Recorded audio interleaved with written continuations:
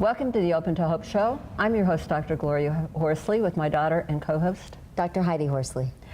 This show is brought to you by the Open to Hope Foundation as well as the Compassionate Friends. Heidi, we've got an amazing show today. Yeah, I'm very excited because we are going to talk about creating healing communities after loss, and I think it's so important. Yeah, I was just going to say community. I always worry about the people who are watching this show, but they're not going anywhere or doing anything or connecting with other people. And we hope this show today will inspire you that you can connect with other people and that it can be hopeful and it can be healing and you can do some amazing things. So I think you're going to enjoy the show today, I think. Absolutely, and I think together we heal in community. It's really important to connect, whether it be on the internet or in person, however you want to do it, and not isolate. Because when we get isolated, we think that what we're going through is not normal. And when we get around other people that have had a loss, we realize that 99% of what you're dealing with and what you're going through is completely normal. So let me introduce the guests. We are going to talk today with Jeanette Marae. You said it perfectly. Hi, Jeanette. Jeanette Marae of Ben's Bells and Debbie Rambis of the Compassionate Friends. So we're going to talk to both of them about healing a community. Let me talk a little bit about Jeanette first.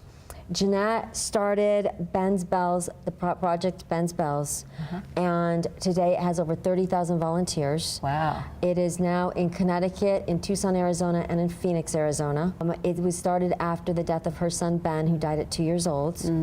And what's really interesting is that I moved to Tucson a few months ago, and when I got here, there were Be Kind stickers all over the place on all these cars. And we'll show you a little bit of them. And so I didn't really know what it was. I'm like, there's Be Kind everywhere. What's going on here? And it was a message of kindness, which is what Ben's Bells is all about. And so I had a real estate agent who helped me find a house here, and I found out that she was on the board of directors of Ben's Bells. And she told me all about this incredible organization. And when I closed on my house, she gave me this. And I absolutely love it, and it is in my backyard. And every time I see these Be Kind stickers, it just reminds me, thank you. There's the sticker. Not to honk. another one. Most of the time I see them when I'm in my car. It reminds me, don't honk, don't be a New Yorker, Heidi. You're in Arizona now. Dial it down. So it's an amazing thing. So I love what you're doing for the community and how it's growing into a national movement, and it really is. Yeah, talk a little bit about Ben. How long has he been gone? Ben died almost 16 years ago, and he was nearly 3 when he died, and he died suddenly and unexpectedly of croup virus, which typically is, pretty mundane thing, but in his case it wasn't. So my family went from, being this sort of an ordinary little family to being thrown into this tremendous experience of and difficult grief experience. And it was in that experience that I started understanding kindness in a really different way. I'd always appreciated kindness, of course, but I think sometimes kindness gets sort of a warm, fluffy, soft kind of reputation, rainbows and butterflies kind of thing. And what I found after Ben's death was that the people who came in and did kindness for me and my family were courageous, and the kindness was powerful, and it was life-changing. And I started understanding that sadness and suffering are 2 really different things, and that the more kindness there was, the more support I felt like I was getting, not only from people that knew me, but also from strangers, who of course had no idea what I was going through. The more of those connections that I had in a day, the more that sort of suffering piece lifted, and the more I could just feel the sadness sort of more purely. And it was interesting when my son was killed. I remember thinking, the religion didn't help me at all. I was telling a pastor this. I said the people were great, but the theology didn't help much. And he said, the religion is the people. Good point. And the religion is kindness. And it all fits in together. Yeah, exactly. Yeah. People and community. Exactly. And I had a really hard time. I see if you relate with this. With after Ben died, with the whole be strong kind of thing, or just be happy. It felt condescending. It felt, how do you do that? How do I do that? Yeah. But be kind was something I could do. It was something I could do even when I was sad. I needed to practice kindness toward myself during this really hard period, and I needed to learn a skill set around how to care for myself even when I was hurting so badly. Yeah. And then, after a little bit of time passed, I started being able to look outside myself, and I found that being intentionally kind to other people was hugely important to my feeling sort of healthier and stronger every And day. if you can be kind to yourself and show self-compassion, it's easier to start being kind to others. And I like the Exactly. saying of, like, be kind, everybody is going through something that we know nothing about. Exactly, because we know You know, that's true. yes, exactly, Right. exactly. You can't tell by looking at people what they're going through. So you started a nonprofit, Ben's Yes, Bells. How yes. far out were you when you started it? So we started right away. I had this need, like a lot of people have, to do something, and so we started making what are called Ben's Bells in my garage, and just friends and family would come over. Oh, and, ring that for us a and little bit. You want to Love ring that. it? Yeah. And so we were in my garage, and we were making these pieces, and the crowd in my garage would get a little bit bigger and a little bit bigger. So by the time the first anniversary of Ben's death rolled around, we had 400 Ben's Bells Wow, made. that's And what amazing. we did was we put a tag on them that said, "You have found a Ben's Bell, take it home and remember to spread kindness." That is and so on the cool. first anniversary of his death, we just hung them randomly in the community. And that was going to be it. But what happened was the people who have found bells had their own stories about why kindness was so important to them. And so we just kept it going, and it's had this really organic but rapid growth over the last 15 years. And now, now it's a much larger organization, and really the heart of the work we do is kindness education in schools and in businesses and throughout communities. Wow. That's amazing. And haven't you taken it now to Newtown? We have. That Yeah. was a very organic thing as well. We had a lot of people reach out to us after the shooting at Sandy Hook, and the community there really needed something to do Yeah. with that was sort of cathartic and to process Well, the grief. whole community was in trauma. Yeah, So I love absolutely. that this is a Absolutely. community-based thing that everybody can get involved with, and I know Right. people can go and volunteer. You can and make volunteer, these. get your hands in the clay. There's I love community in that gathering, and then the bells go out, and then we kind of believe that the bells find the right people at the right time. And the stories we get back are just really beautiful about what the messaging means to people. But then we believe kindness is a skill set as well, and that so that's what we're doing in schools and businesses. People we need to learn to connect with each other in Yeah. ways that are actually kind, right? We all know that sometimes the things people say aren't actually, they don't actually feel that good. Right. All the, well, at least this, Yeah. and you should this, and it's because people don't have a skill set. Right. Yeah. So Ben's Bells is all about, learning that kindness is a skill, and you can learn it, and it's not rocket science. And the only way we learn about how to connect with each other well is by listening to each other and learning about each other. Well, we've got a little clip of Ben's Bells, and let's take a great. look at it. And then, Debbie, I want to talk to you about your son, the death of your son, and the organization that you started in your community.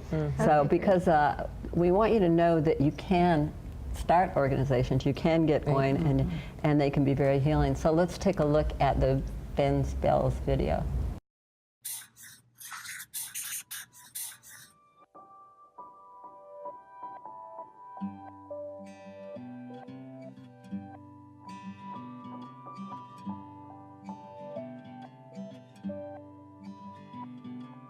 Oh, where do I start with this little bit of heart? Giving all I've got, it's all that I got. A lot of people will be kind, the world could be a better place. Oh, this life can break your heart, but endings bring a start. It's all in how you walk, with arms open wide, and try, and try. And it's a lot to take, but have a little faith. And could we learn to try, and maybe it's enough tonight.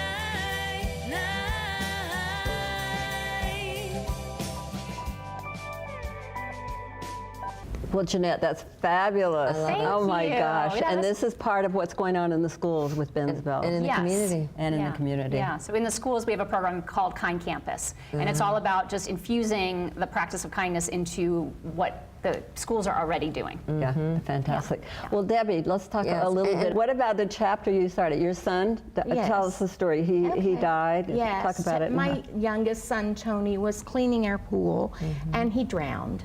And he was older. How old He was was 29. Yeah, just and a in really good freak health. accident. You know, good health. Best guess is that he had some kind of heart event. And so, like so many families, you know, it's really not just about Tony. It's everyone has a Tony. They know a Tony. Yeah. They have a friend that has a Tony. So, you know, it affects an entire community. Yeah. We went to a number of different groups that weren't quite a good match. We went to some private therapists that helped us, but I still needed something more. And through a friend of a friend, I found Compassionate Friends. And so finally, I worked up the courage to call and say, my son died. And that was so hard. And I can remember to this day the moment I made that call, and the person that answered the phone said, I'm sorry, there isn't a chapter here. Wow. And I was devastated. And I found out there was a national conference. Never having been to a chapter meeting or anything, we loaded in the car and drove from Savannah, Georgia to Minneapolis, Minnesota. Wow. Yeah, and walked into a crowd of 1,100 people, and I was like, oh my goodness, people just like me. And there was a workshop on how to start a chapter. So we went to that, my husband and I, and that's what we did. We started a chapter in Savannah. And never having been to a chapter meeting, our first event was a candle lighting. We had 35 people there. We had a mom there that had lost a son in the Korean War. And she was in her 80s and had never really grieved, and she was so thankful. And it just touched our hearts. We knew we were doing the right thing. And so we grew the chapter. We started our first meeting that January, not even a year after Tony had died. And it was just one other couple that was there. We didn't know what to do. We just sat around and visited, and eventually it grew to over 200 people. And such Now a need. you can talk about it. Thanks, Mom. You can see who's the boss on the show. Yes, I do want to talk about her because I want to make sure that we get in the fact that she is an amazing person, as we can tell. But I know Debbie from many, many things. She was on the board of directors for the Compassionate Friends. She was a chapter leader at the Compassionate Friends. She was an RC at the Compassionate Friends, regional coordinator. And she is now the executive director for the Compassionate Friends. And the Compassionate Friends, for those of you that don't know it, has over 1 million members. It is a peer-to-peer support organization for people that have lost children, siblings, and grandparents. So it is free, grandchildren. So it is free to anybody that's out there. And it's basically changed my life and changed your life, I think you could say. Right, absolutely. So- well, one of the reasons that I wanted to start with your story is because I don't want the people watching this to feel like they can't start small. Yeah. Yes. I love the way you started just doing this little thing. You started with 2 people. Yes. 4 people. I mean, and it's and you don't have to do it right away. And maybe you'll start something that will ended up being 4 people. But it's there's still some love and you know, and things going on with the it. interesting part is, Mom, both of these women started small. And it just started to grow. Yeah. You know, you started something very small, maybe to help yourself heal, and it just grew and grew and grew and kind of got legs of its own. Yeah, like our show.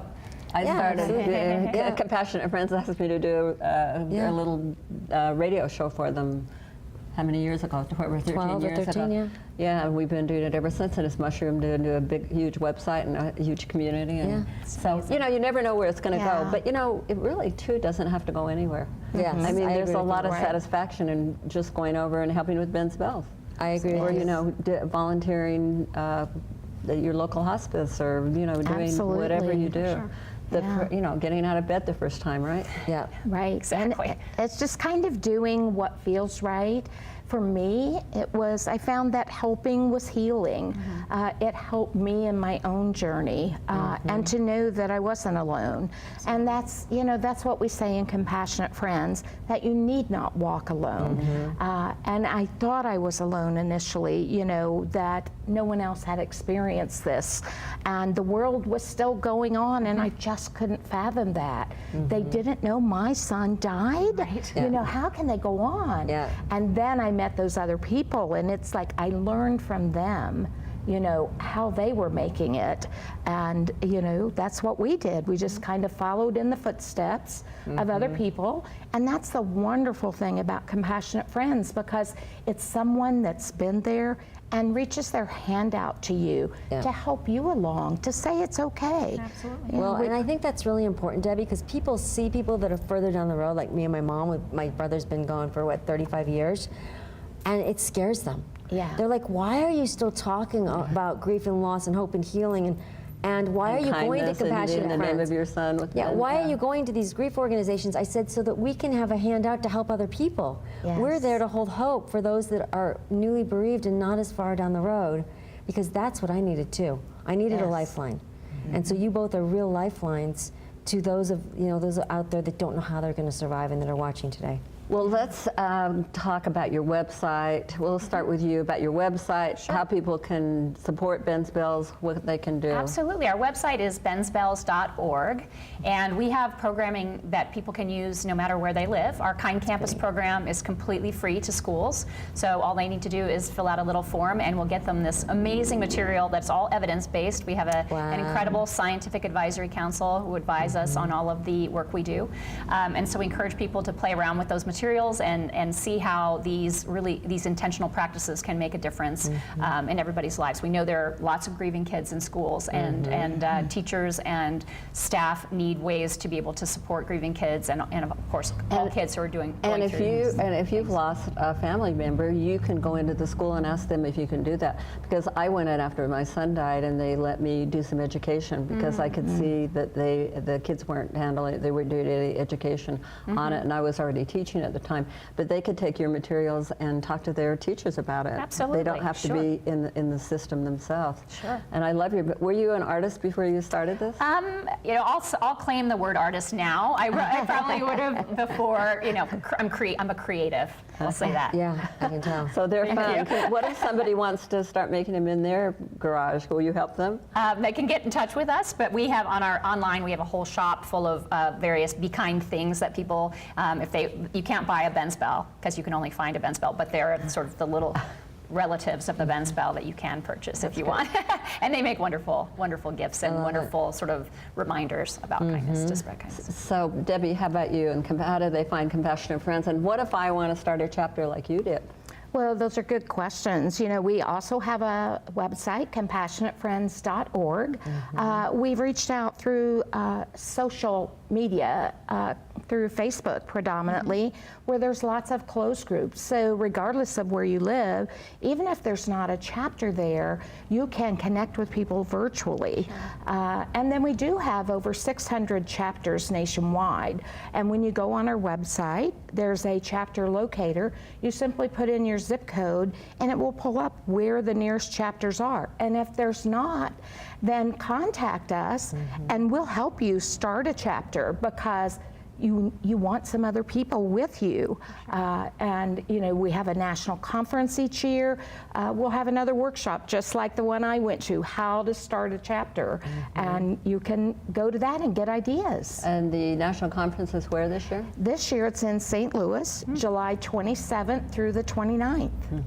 Yeah, we'll be opening registration soon. Yeah, and they're wonderful conferences. And we will be there. Because we will be there. We're going to actually be doing YouTubes there of some of the people. Yeah, fantastic. Well, I wanted to ask you both, if you had advice for someone who's just lost a child, or a sibling, or a grandchild, or a spouse, or anyone, they have a grandparent, what would your advice be to them? I'm concerned that there's too much pressure to be okay really fast. And so I think my advice would be that it's okay to not feel okay, as long as you have some support around you. That the sadness is a completely normal part of this process, and that there will be a lot of pressure to sort of, keep your chin up and, do this sort of thing, and that, the resistance of sadness is actually what causes suffering. The sadness itself we can deal with. This resistance actually makes it worse. So to find people and places and outlets where you can, move your body and have good conversation, and so and actually sort of keep your sadness churning, because we really have to feel it. I like it. Keep I your love that. sadness turning. Keep it churning. Churning. I love that. That's good advice. Be kind to yourself. Yeah. Yes. I think that you said something earlier about having compassion for yourself, and I Absolutely. think that's one of our big issues. Is I don't know. For me, I know you feel like there's an expectation that you will grieve a certain way, Right. and that you maybe won't even take care of yourself because you don't want people to think that you're not suffering. Yeah. Right. Yeah. Right. I mean, and, just because you do a few sit-ups or run around the block doesn't mean you're not suffering. Exactly. Right. It I might- would dig in when somebody would sort of be, oh, I'm so glad you're doing better, whatever. I would sort of like dig my heels down into the grief more. But when I was with people who were letting me be me, I would laugh with them. Yeah. I would let them see me in my different places. Whereas when people were telling me how to be, I would sort of, I wouldn't be my Right. honest self with That them. makes sense, because they're Yeah. not acknowledging and validating where you are and Exactly. your grief. And in some respects, sometimes you feel it's minimized. When people yeah. are there with you, that helps you to move forward. So. Yeah. I can remember after all these years, how many years has it been, Heidi? 35. Something, 35, that I was walking down the hospital. I don't remember what anybody else said, but I walked past this guy and he said, "It hit you right there, doesn't it?" I didn't even know him. Oh, wow. And I still remember that. It's like, whoa, that person gets it. Yeah. Yeah. It was kind of an amazing thing. So Debbie, what about you? What's your advice out there? Well, I think you have to be careful how you listen to people. People try to say things, but they don't know, as you said, how to be kind. So the things they say can sometimes be hurtful, like at least you have other children. Yeah. I got that too. Yeah. Anything so- that starts with at least, just Yes. stop. Okay? Yeah. We don't want to hear the rest of that Or you sentence. should. You should. Yeah, that's- Yes, exactly. And what I've learned is that I have to listen to their intent. I know that they're not trying to hurt me. Their intent is really to try to help, even though maybe what they say isn't helpful. So it's hearing their intent rather than their words. Yeah. And knowing that whatever you're doing, as long as it's not causing harm to yourself or others, is fine. Because you have to work through it at your own pace and do what helps you work through it. And Heidi, I want to ask you what your advice to the siblings is. Wow, okay. I think sometimes we need to teach people to be good grief support. I think one of our biggest complaints is that we feel unacknowledged and minimized. When people come up to me and find out that I had a brother that died, they say, wow, that must have been really hard for your parents. And it was really hard for my parents. And for a long time, I would start talking about you and Dad and how difficult it was. Now when people say, wow, it must have been really hard for your parents, I say yes, and it was also hard for me. So we need to educate the world that our loss is just as significant and just as difficult. And have you got any thoughts about siblings and the internet, and any of us on the new internet and what's going on? Well, I know Debbie's trying to get an initiative going, right, Debbie? Yes. To bring siblings up to speed, to get siblings more involved, and to use the internet to do that. Absolutely, through these virtual communities, getting them involved, because there's, how I communicate, and I'm comfortable going to a group, maybe talking one-on-one. Some younger people may be more comfortable on the computer. So Yeah. we have a Sounds of the Sibling page, but there's other things that we're doing as well to incorporate the siblings and their perspective, because as parents, we need to understand that as Yeah. well. It's really important because we worry about our surviving children. How are they doing? And I don't know how they feel because I haven't experienced it. Right, and the Sounds of the Siblings Facebook page, like Debbie said, is a great thing to join. If you are a sibling out there and you want support, go to the Sounds of the Siblings on Facebook. It is really a virtual community 24/7. And like you were saying, that's why I love online. And I'm sure you've seen the power of online at work too, absolutely. right? Yeah, we use it a lot to be able to get messaging to people, to lots of people, because there are people who prefer not to Yeah. engage, or who need to engage in a less threatening way first, and then may engage later face to face. Yeah. So it's pretty amazing. Do you have any advice for the siblings? Oh, for the siblings, just get out there and meet other people, whether it be online or in person, because I feel it can be very isolating as a sibling. When I know that I met your son and he's darling.